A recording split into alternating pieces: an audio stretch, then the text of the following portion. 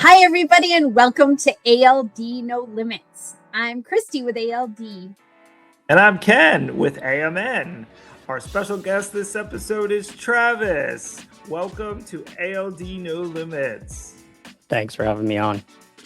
You. Yay! We're thrilled to chat with you today, Travis, and learn about your ALD journey. But before we get there, can you tell us a little bit about yourself, where you're from, what you do? Yeah, well, having had been dealing with this for over 20 years, it's been quite the journey. But to start, I've always lived in Ottawa, Canada, Ottawa, Ontario, and Hey! Don't we have to do that kind of when we talk? We do A to our Canadian guests. Yeah, exactly. And yeah, it's been interesting. But I had grown up with primarily my mother and my brother. We were the unit that kind of were shifted around a few times, but that stood together throughout this whole journey. And otherwise, still in Ottawa. I've just, again, moved around a lot. Homeowner here now. And the last few years, which I can tell you about throughout this, have been quite the adventure, because after treatment, I was kind of left to go on my own, and then it took another about 20 years until things started to get weird again, and had no answers. So that started a whole other journey on its own. So again, I think I was around 28, and so now I'm 25, going on 26 this year. So again, time flies. So I guess that would have been about 7 years now. Yeah. Oh my goodness, my head is spinning because my math is getting all messed up here. Yeah, mine does. Yeah. So you're from Ottawa. What do you do for a living? Right now, I'm actually not working, because that was part of it. Is when symptoms started coming up, ones that I had never dealt with before, it caused me to ended up getting temporarily laid off, and then permanently terminated. And again, it was after, I guess, the pandemic, and so that just threw a wrench in the spokes there. And so now I've actually been just trying to manage all these new symptoms with all the other illnesses, whether it be my lung disease or my adrenal insufficiency, and now the mobility issues. But I was kept trying to find a new job, but it's very difficult to find a suitable employment that's accommodating is the word.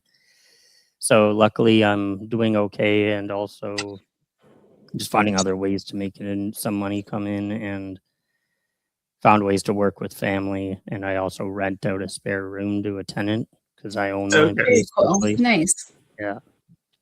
Okay. Yeah. So that's going on. So, but take us back. So when did you first learn about ALD, or when did you feel like you had some symptoms that started to make you feel like, oh, I gotta figure out what's going on with me? Yeah, that was good. Me going back through pictures in my chart, it kind of brought back the memories of just being a kid. Again, I was 11, grade 6, and just playing with friends. And there was a few summer days where I'd be out playing, and I fainted. And there was a few times I'd just faint and didn't know why. And it wasn't enough to force me to go to the emergency yet, but they just figured, oh, it's maybe heat stroke. But then after a while, I do remember fainting, waking up in the children's hospital, CHIO here. And I recount having doctors around me, the endocrinologist, and it was a nurse, I guess, that noticed that. She's like, why is he dark everywhere? It's not like he's just dark where someone would tan. And that's when she mentioned, I think, the Addisons. And on this chart that I was reading, it does say that they noticed the Addison's disease, which pushed them to say, okay, due to that, we're going to do tests to see if the underlying cause is maybe adrenoleukodystrophy, which turns out it was. And that's when that all started. And I often just say the rest is history, but I've been trying to piece it together again myself, and it's quite the journey.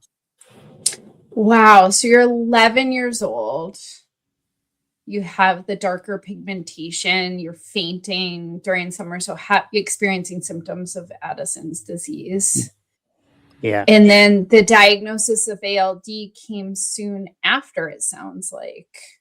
Yeah, That's I guess it was interesting. standard that I guess they figured we would like to determine the cause. There's no signs of it in the family, so that was one of the tests. And when I just read this chart, it said we were testing for X-linked adrenoleukodystrophy, and it came back positive for cerebral X-linked adrenoleukodystrophy.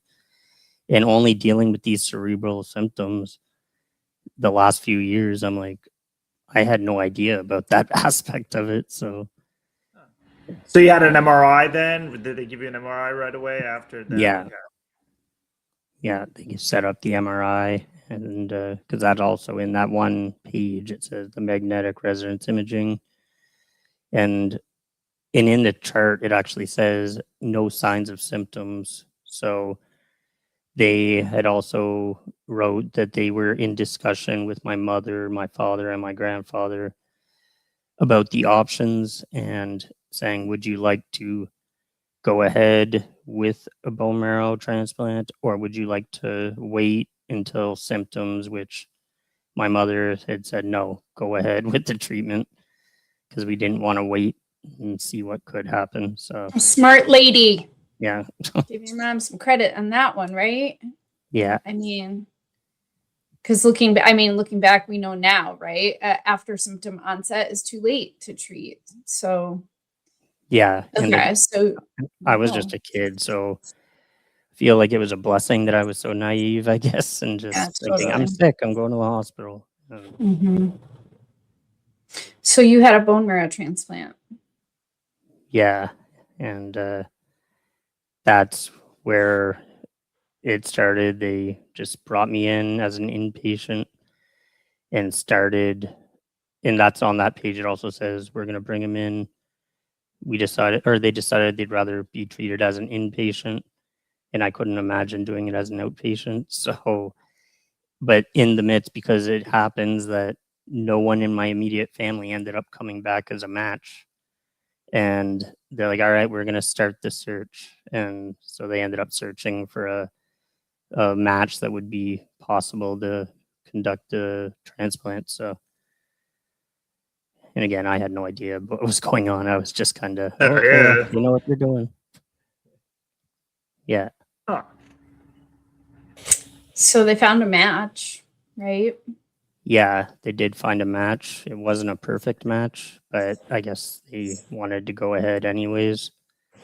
And I didn't know what was coming after that, but that's why when I mentioned I also have lung disease, that was a result of the bone marrow transplant.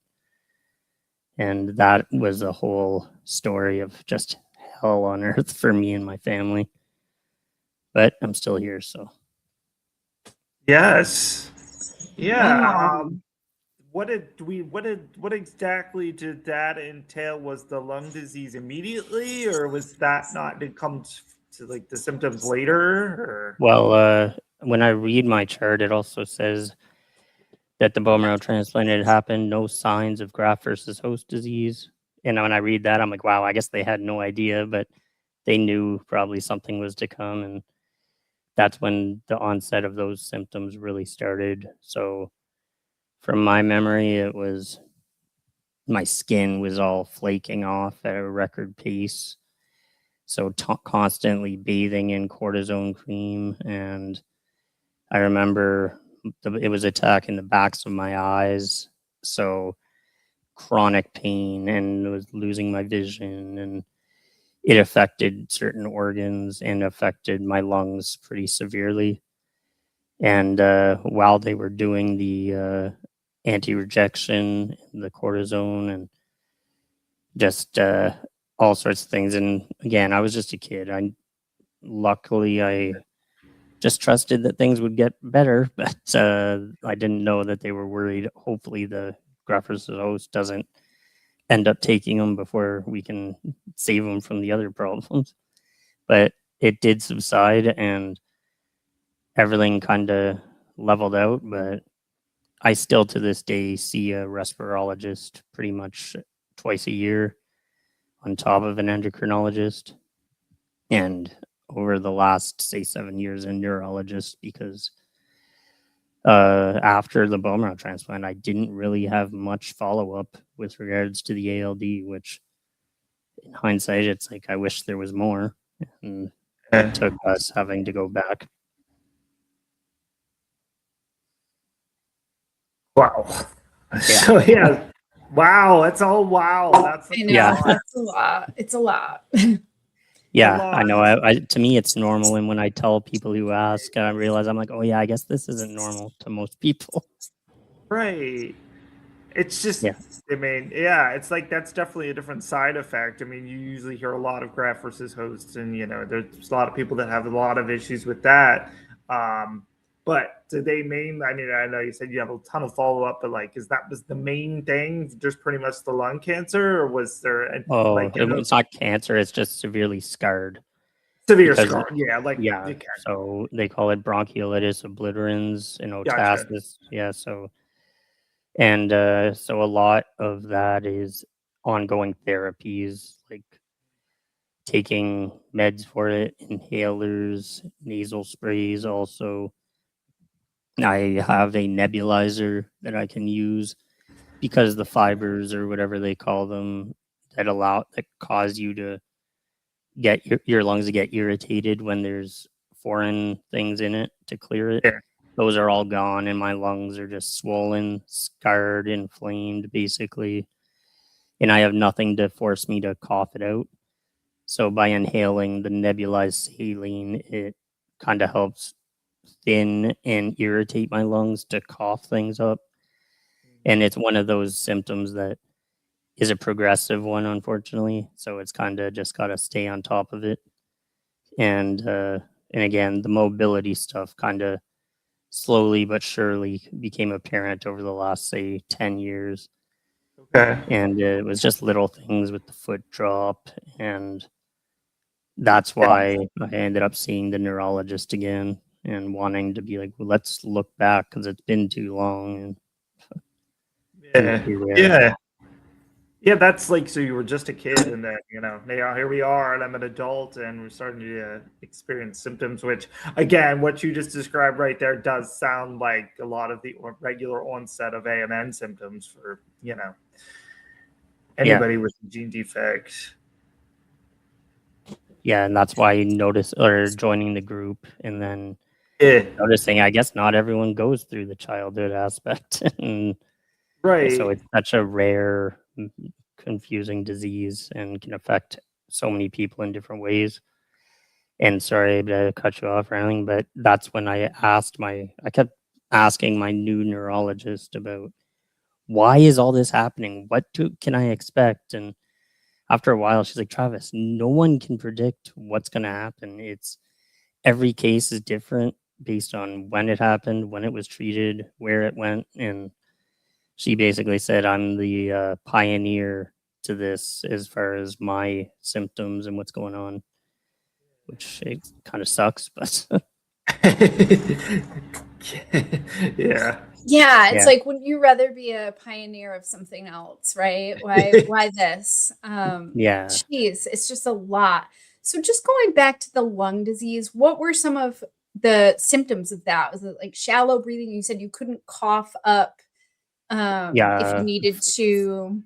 Yeah. It was chest pain, and it Mm. causes me to also become very prone to things like pneumonia, I which was I gonna did. And say, like sickness. Are you more prone to yeah. developing a more serious And I sickness? did, in the notes I read, because I did have pneumonia numerous times in my life. And to think about having it back when I was in the hospital while being treated with a compromised immune system. And I'm like, wow, yeah. Luckily, I've learned more about it and I'm able to take better care, but I still have to be very careful. And that's why I always respect my respirologist, because I would always push back on taking all these different meds. And he finally told me, he said, Travis, if nothing else, diet and exercise. Because he says, I can't prescribe that and people don't listen. And after I had taken up working out regularly and using aids that I have to now, I went back. He's like, oh, so are you doing all those therapies? I'm like, no, I'm just working out regularly. And that's when I put on weight, which I severely needed. And it's just that, just allowing my body to do what it's supposed to do naturally. And so that's why I'm kind of a big advocate of it. But nowadays it's gotten increasingly more difficult because of my lung disease getting worse. And as a lot of people can relate with the mobility struggles.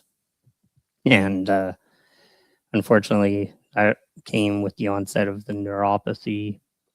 So I often push myself a little too hard, but some people also say, Travis, give yourself a break. I'm like, yeah, I guess. Yeah. Yeah. It did help though, because I was always trying to find someone to be able to relate with. And it's so hard because no one else has all the symptoms I have combined. And that's why things like the group for at least speaking to other people who have AMN, at least I can relate on those symptoms. And Yeah, that's Yeah. really nice. I love that you found that community. So, how did you find it? Were you just like looking online or? I think there was one day I finally decided, when the mobility or the foot drop symptoms and stuff, it was actually my mom just kept noticing I'd trip a lot and I'd drag my feet a lot. And that's when we finally started asking questions. And then one night, I think I was very skeptical to look it up because I never knew anyone else who had adrenoleukodystrophy. But now with the internet, I looked up on Facebook, adrenoleukodystrophy. And sure enough, I found different groups. And when I joined and I mentioned my age, and a bunch of people started asking me questions. And it took one person to send me a DM, like a private message, and say, get out of this group right now. And I like got out and they messaged me, and that's Right. it told me that yeah, it's just he also has ALD, and he was in his 50s at the time, I believe. And he just said, unfortunately, it's a lot of grieving parents and they're going to ask you questions you can't answer. And I'm like, okay. But at least that got me connected with him. And I think it was him that, after when I joined here, is the one that recommended AMN. So I looked into that. Yeah. And then the rest is history, I guess. So you joined the Yeah. men's group calls and found some camaraderie there, and Yeah. that's awesome. But it's a much more simpler life on the men's group, yeah, as opposed to the overall ALD group, which is like, oh my God, oh yeah. Yeah, yeah. And even though you've lived through, obviously, having childhood cerebral ALD, you lived through it. Even though you were a kid and had no idea what was happening, you still lived through it. And, and you're here today talking with us. So even all the struggles you had and am having, you're here with us. And that's awesome. It is awesome. Something to say. And you have a great head of hair, by the way. Yeah. Yeah. What's up with that? Yeah, I could tell you a story behind that. This isn't mine. This is. Tell us more. I think some of our subscribers might want to know. Yeah, including my husband. No, I'm just kidding. No, actually, this was. I was going to mention to you that after I was terminated from my job, and then there's a whole other thing with my family. my grandmother and my uncle were both diagnosed stage 4 cancer. My mother was trying to help me Sorry. undergo things, and it's just just things got worse and worse, and that's when I really started finally understanding how bad anxiety I had. Mm. And then I like to think things happen for a reason, because I felt just buried. I'm like, I don't know what to do anymore. And Mm. I went in for an appointment, which was going to see one of my I'd go every 4 months or so to get Botox injections in my calves to help relax the spasticity. Okay. And I happened to be in for an appointment with that physiatrist, and I had told her when I was there, and she's like, "So how are you?" And I told her what I basically just told you guys, and I told her that the doctor that I have, the neurologist, had mentioned that there's this program that she feels would really help me, some sort of rehab program, and she said I told her that she had referred me, it was rejected, and this physiatrist told me, she's like, "Travis, that's because only I can refer you." So she's like, "Would you like to go in? I can get you in."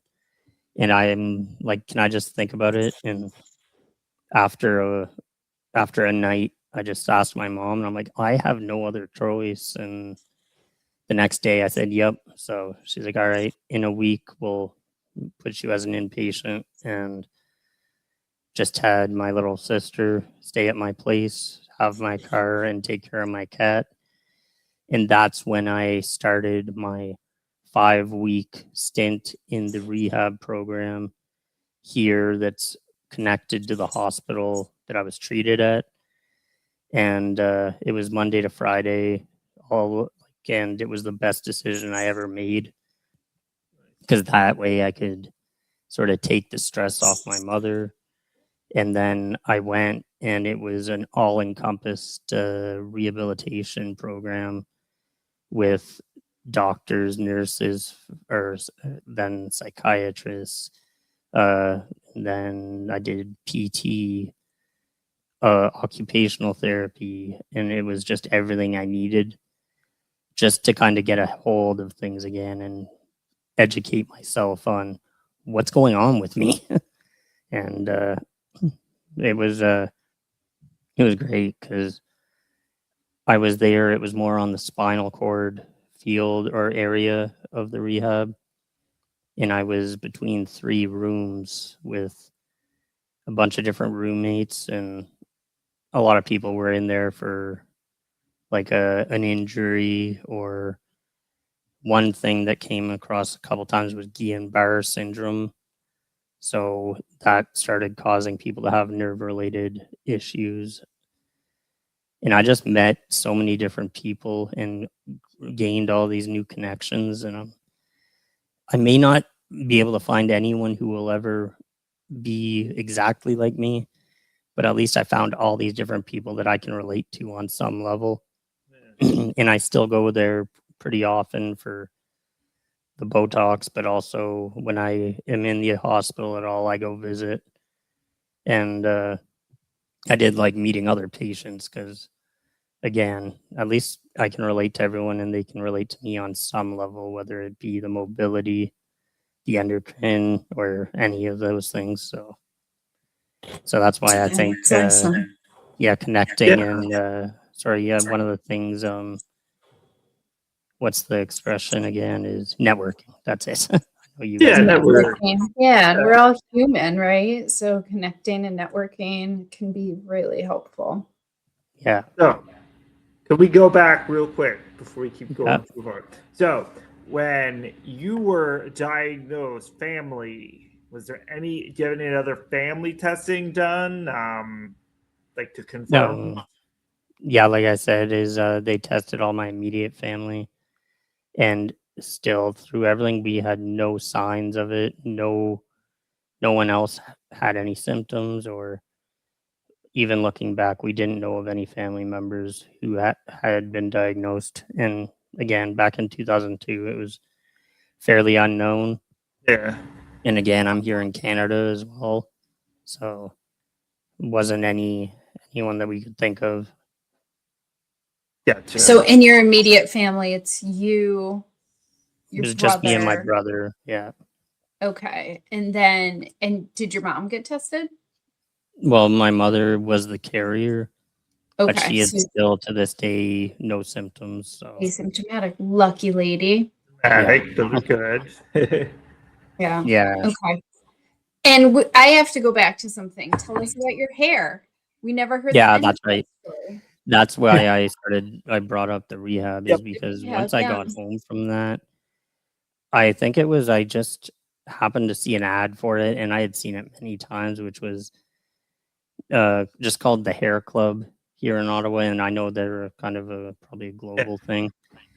And it was just a free consultation. I'm like, you know what? It's close. Why not? And that's when I went and I had my interview. They did the skin samples, and they're like, yeah, there's no way we could regrow because of the graft versus host disease and the cortisol. And but then I just asked about other options, and they told me, they're like, come back on this day on this month, and there's a big sale. And they basically just try to match like my beard color and stuff. They take measurements and they get real donated hair and create, basically it's a hair piece basically. Yeah. And in me being me, it's not something I can really afford if they wanted me to go back every 2 weeks to get it removed, replaced after so long. So I just asked, I'm like, how can I do this myself? And I started just doing that myself. And through what the bone marrow transplant told me that I always refer back to from back in when I was treated. And he said, Travis, there's no one else like you. He's like, uh, he had basically told me, we don't know what's going to happen, and you can basically die any day. And I was just like 18 when I went back, and he told me that. But after my That's mom rough. after my mom kind of tore him a new one after that, he called Yeah, me I would back. have too. Good. I love your mom. Yeah, well, he had after I went back in, he's like, well, Travis, that may all be true, but if I can tell you anything, just compete with no one but yourself, and yeah, you could also get hit by a bus. And I'm like, okay. so Right. so that's why after all this stuff that had happened, me losing my job and the rehab, I realized I just want to feel the best I can and do everything I can. So why not give it a go? So things like that. And I stopped caring what other people thought because again, there's no one else like me. So That's right. I think that's a really important thing too. Like when we talk about mental health and we talk about the diagnosis and the different layers, and as time goes on, I really think it's important, to find community, to figure out what's going to make you feel good, both mentally and physically, right? Yep. mhm. 'Cause, Yeah, yeah, and one that's life. why the rehab again was such a blessing, because I did meet so Mhm. many people and gain so much knowledge of how to just manage all my symptoms. Yeah. And I met some of my roommates were just, one of them broke his neck and he was recovering from that. He was actually from Boston, and we were roomed together. Another one, he was a lawyer, but he was one who had the Guillain-Barré, and when he left, which was, he came in after me and left before me, and he gave me his contact. And then again, I just met all sorts of people, and it was something that allowed me, if I can help anyone in any way just with my experience, I'm like, I love trying to use what I've learned that aids me. But and that's why when I go back, there's a rec therapist there as well, that she gives me ideas or things available to do recreation for people with disabilities. And so Nice. yeah, So Very I cool. just am a big advocate of just be your biggest advocate and push for yourself, because it's your life and you want to live it the best you see fit. Right. Yeah. So where are you at now in terms of symptoms? Like you said, 10 years ago, you had a drop in your step, and yeah, today, what do your symptoms look like?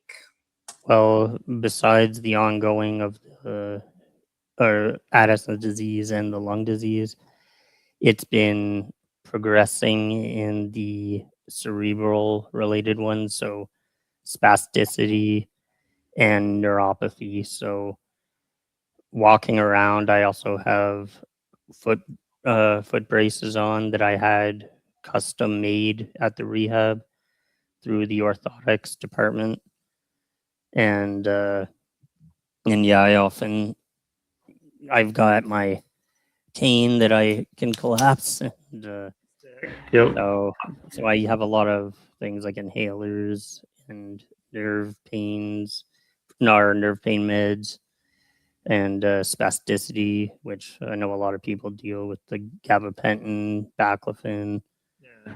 and then just trying to keep with the stretching, staying mobile, and it's a lot, because learning how to live with these symptoms that are getting worse, it's kind of looking to the future, like what is that going to look like? But driving I've been having to learn different ways to do that, but also realize maybe in the future that's not going to be in the cards, or hand controls.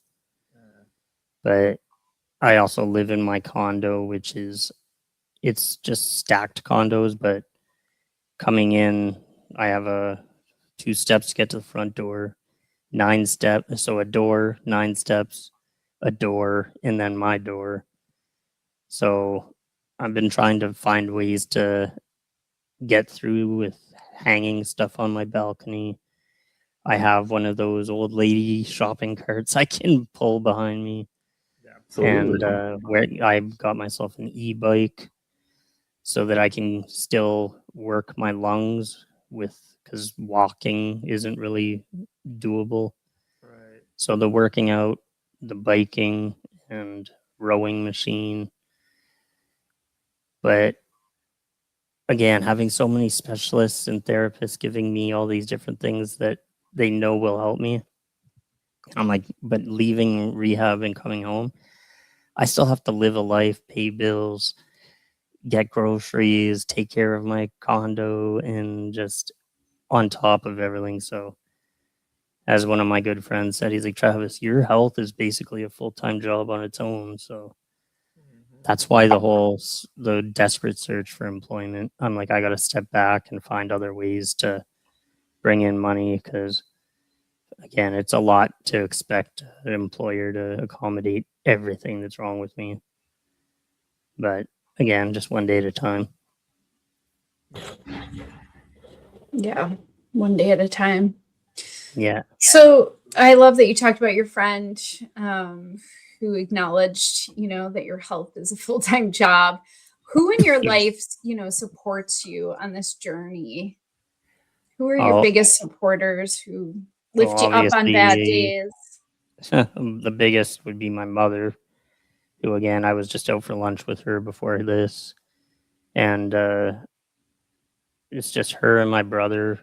And I do consider myself, I say I'm one of the most unlucky people, but I'm also one of the luckiest, because I've got the support system, my family, and all my friends that have helped me stay up during all this. And again, my brother, and I have step siblings, nieces, and a nephew. So, and again, all the medical professionals that I have, from the respirologist, neurologist, endocrinologist, physiatrist, and on.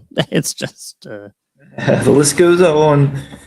but that's when I finally accepted I kind of have to be my own family doctor, because family doctors are great for minor things, but when it comes to everything that is ALD, it's kind of, I'm on my own, and it can be kind of lonely. But that's why the calls with you guys does help a lot.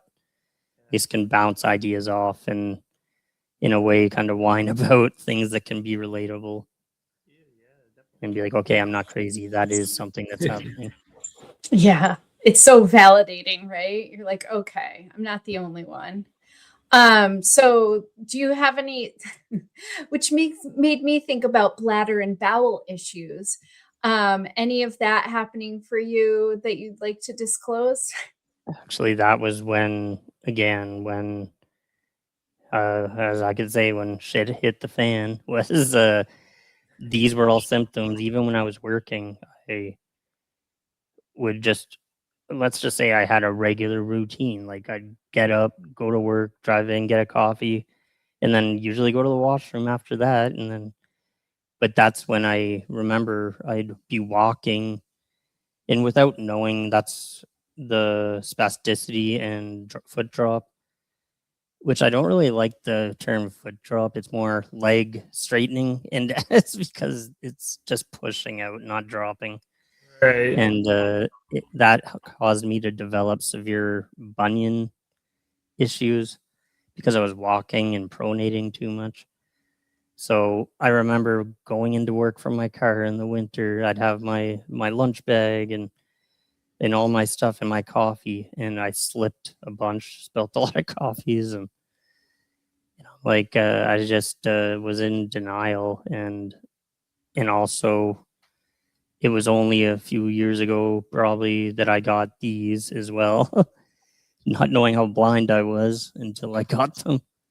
So I guess the whole finding that and the bowel and everything, that was a really big eye opener. Let's just say my dad and brother would always bug me because I had all these reoccurring accidents, and we just thought they'll be like, "Oh, you drink too much coffee or you eat too much junk food," and it turns out no, it's no, Dad, it's not what it is. It's my spinal cord, and then at the rehab as well is where I really got that under control. Besides my neurologist, she's the greatest because she basically was the one following me for the ALD, and during all this, she sent me for every test known to mankind, and I know without her, I would have been waiting years, basically. And they're like, "Yeah, your bladder and everything is just super narrow and tight." And I'm like, "Yeah, well, I guess that was the spinal cord." And that's when the physiatrist and being at the rehab made me realize, okay, it's not just me. It's a regular thing for people with spinal cord injuries or illnesses to deal with all this. So, sorry, it's when I was introduced to the tests like cystoscopy, and let's just say that was very uncomfortable. And that's when I started finally getting the proper medications to aid with that. And I had things like my old tenant, she lived here, and let's just say it was kind of embarrassing, not knowing why, but waking up when I was in my 30s and having wet the bed, and then showering, getting ready, going to work, and then like that's when I'm so glad that got under control because I'm like on top of everything else. Right. Yeah. It really can kick you down when you're already down. For real. Yeah, they did make sure before I left and when I was at the rehab, they did because they're like, yeah, you're still retaining. And I'm like, oh, that's why my gut always felt so full. But they had the wand, the ultrasound wand that they would bring with the machine and just check to see how much was retained in my bowel or my bladder.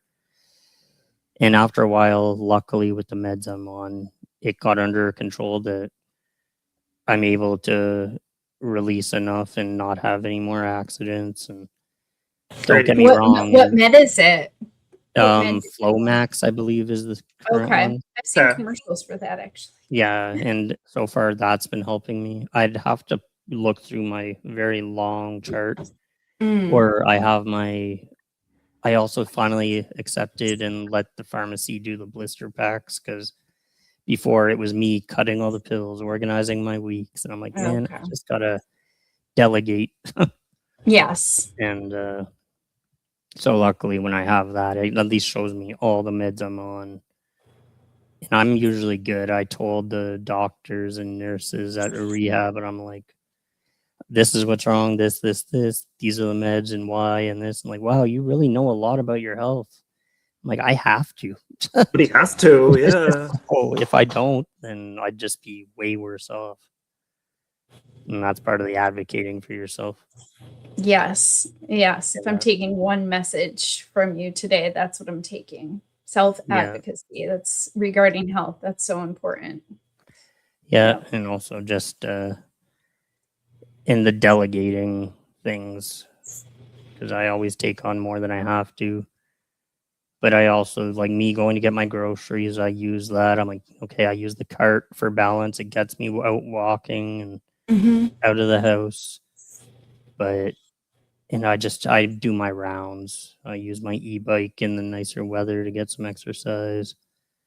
And again, just having so many different people that have been part of my life, my treatment, my recovery and rehabilitation was, like just imperative. And even I often promote like I always say the shirt I'm wearing is from a guy that I followed on YouTube years ago about working out, and just that was enough to get me working out and following a program, which I love programs and structure because things are so complicated, but that helped me a lot for my strength and confidence, and just it all goes hand in hand to feel better.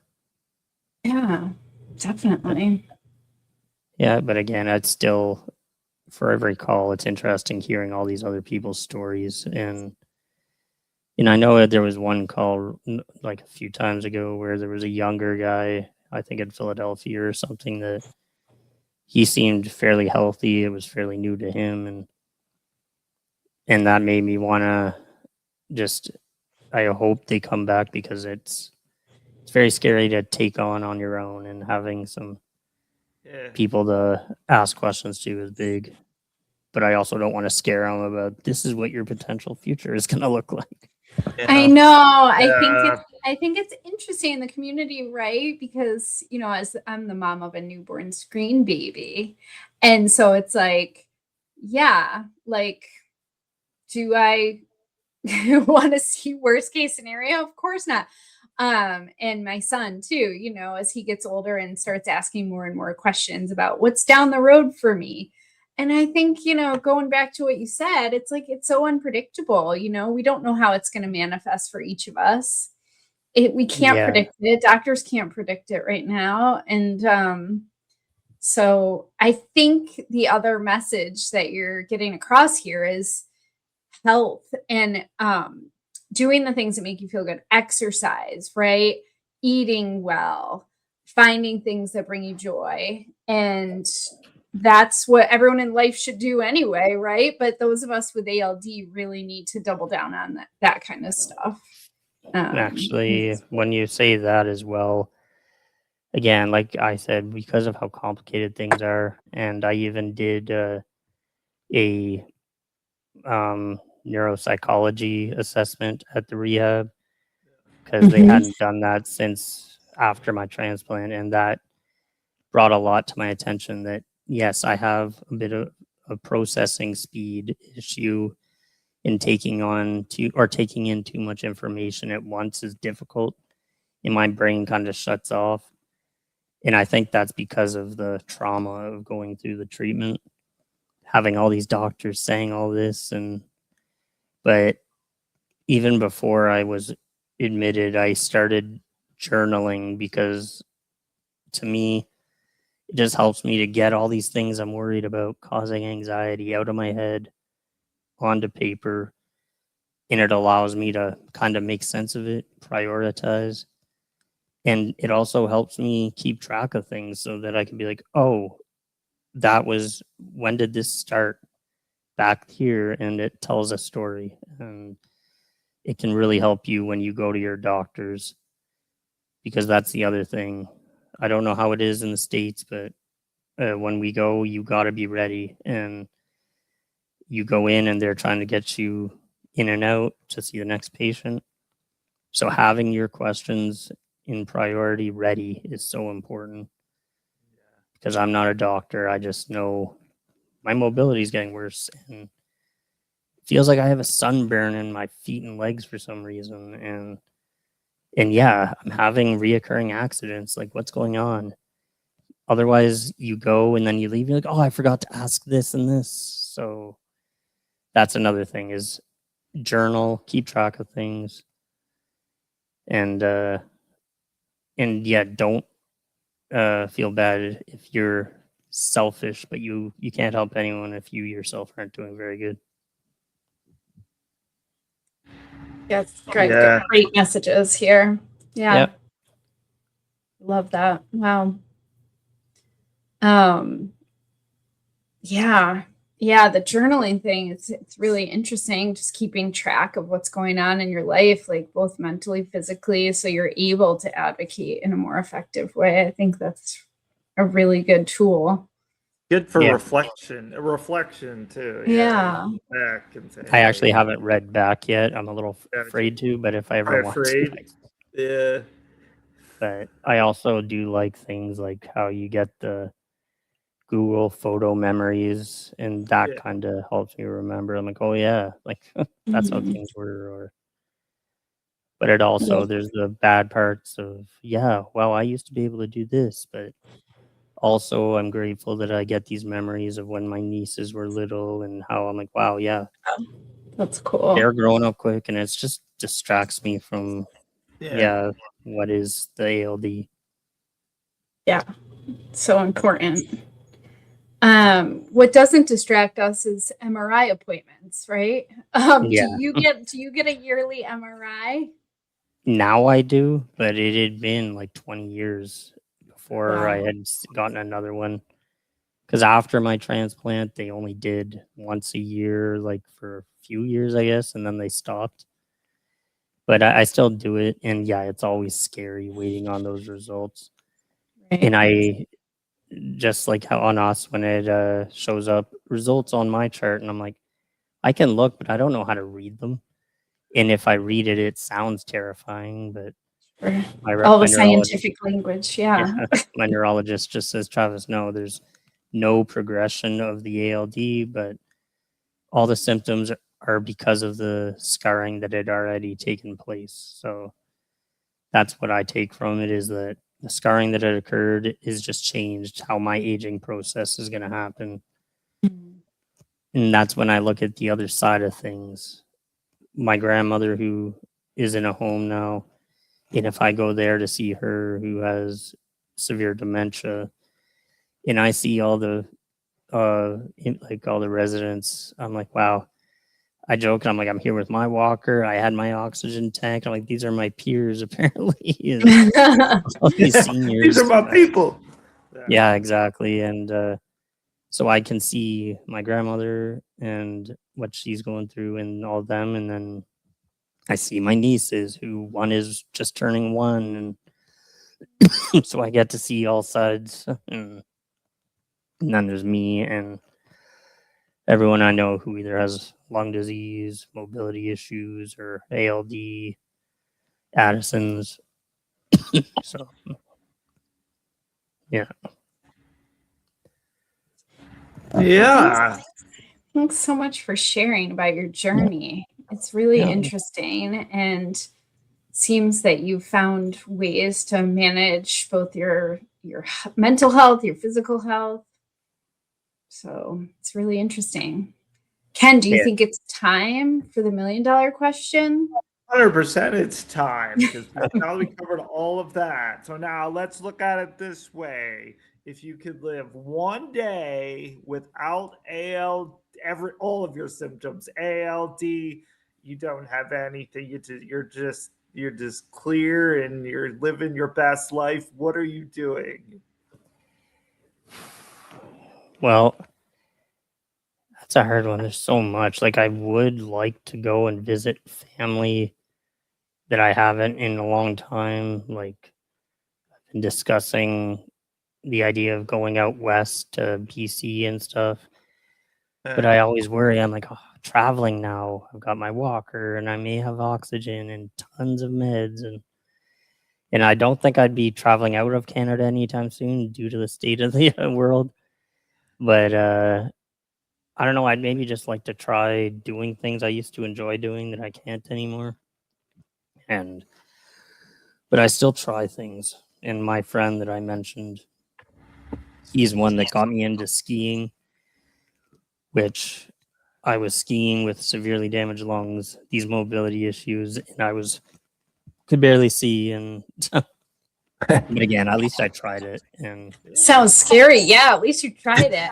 And but that's why seeing Cindy, the rec therapist, she also gave me some information regarding, again, the summer activities to do within Ottawa that are made to be accommodating to people with disabilities. So apparently I could go like air gliding.